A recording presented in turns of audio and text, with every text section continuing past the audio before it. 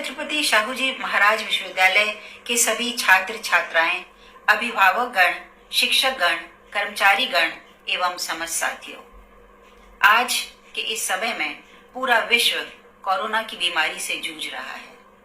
जितने विकसित देश हैं, चाहे हम अमेरिका की बात कर लें, चाहे हम जर्मनी की बात करें, वहां भी आप आंकड़े देख रहे हैं कि कैसे दिन प्रतिदिन कोरोना वायरस से संक्रमण होने वाले लोगों की संख्या बढ़ती ही चली जा रही है।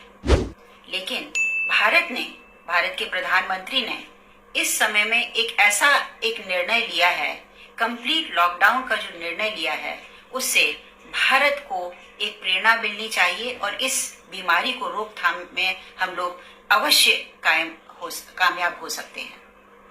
अब जब हम लॉकडाउन की बात करते हैं तो मुझे ऐसा लगता है कि कुछ लोगों को तो ये एक भ्रम है कि ये लॉकडाउन, इसको एक सीरियसली नहीं ले रहे हैं, लोग बाहर जा रहे हैं, सोशल डिस्टेंसिंग का पालन नहीं कर रहे हैं। कुछ लोग ये सोच रहे हैं कि अरे हमारा सिस्टम इतना अच्छा है, हम बीमार पड़ेंगे ही नहीं। मैं ये कहना चाहूंगी कि ये दोनों ही आपके भ्रम बिल्कुल गलत हैं। यदि आप सोशल डिस्टेंसिंग को मेंटेन नहीं करेंगे तो ये वायरस तो कूदता फांदता किसी के भी पास पहुंच जाता है, और एक बार जब पहुंच गया तो वो किस तरह से एक से दूसरे, दूसरे से चौथे, इस तरह से बढ़ता चला जाएगा और ये संक्रमण का रोग फैलता ही चला जाएगा।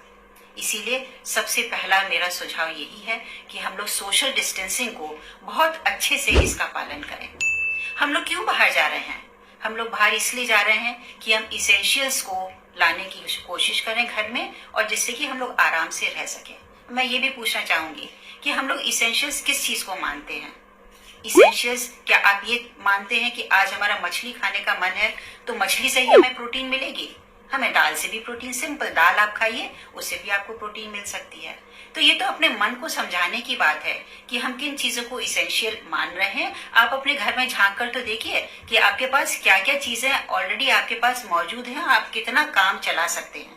उसके बाद जो चीज आपको लगे, अगर मान लीजिए आपको दवाइयों की जरूरत है या कोई ऐसी इसेंशियल आइटम की जरूरत है जिसके बिना बिल्कुल काम नहीं चल सकता, तो आप अवश्य बाजार जाइए।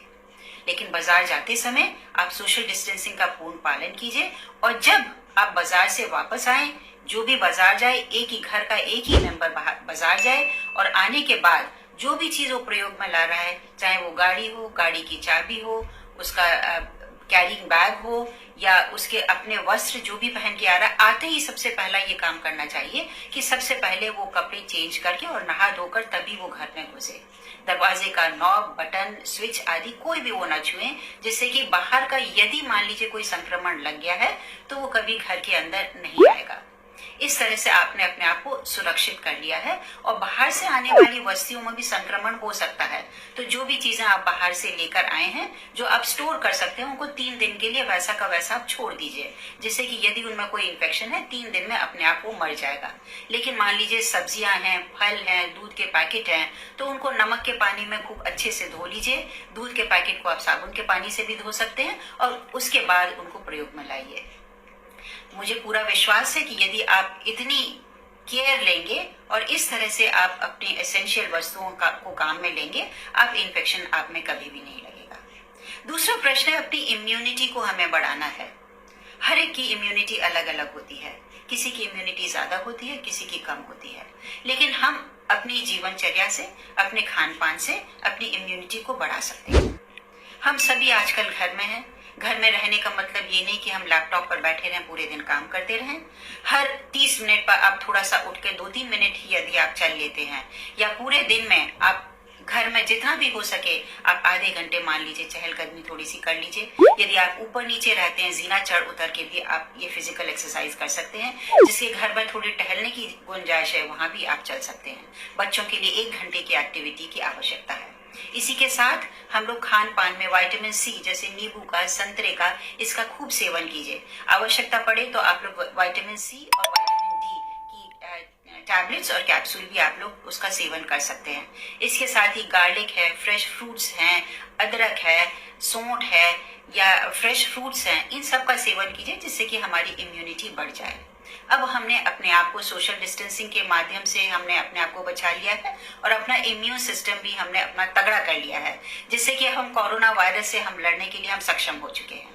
अब लास्ट प्रश्न जो उठता है कि हमारे पास अब समय बहुत है, हम समय हमारे पास घर में इतना है कि हम सोच रहे हैं कि हम समय कैसे करें। एक तो ये तरीका है कि हम दुखी हों कि हम पूरे घर में कैद हैं, हम क्या करें।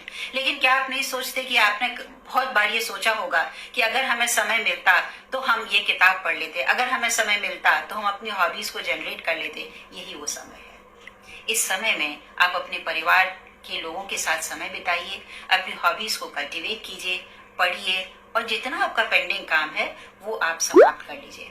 इसी के साथ, क्योंकि हम एजुकेशन सिस्टम से जुड़े हुए हैं, मेरी ये अपील है अपने छात्र छात्राओं से कि आप ऑनलाइन लर्निंग के माध्यम से अपने पाठ्यक्रम को पूरा करने की कोशिश करें। और छत्रपति शाहू जी महाराज विश्वविद्यालय के जितने जुड़े हुए शिक्षक शिक्षिकाएं हैं, उन सब से अनुरोध है कि आपके पाठ्यक्रम में जो भी कोर्स रह गया है उनका ऑनलाइन एक सिलेबस बनाकर और ऑनलाइन अपने बच्चों के संपर्क में आकर उसके पठन पाठन को पूरा करने का प्रयास करें।